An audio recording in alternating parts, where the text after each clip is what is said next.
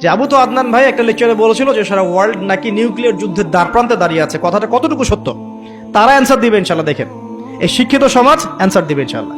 তাকে জিজ্ঞেস করতে যায় না যে বিষয়ে কোনো জ্ঞানই রাখে না। আমার কথা কি বুঝতে পারছেন?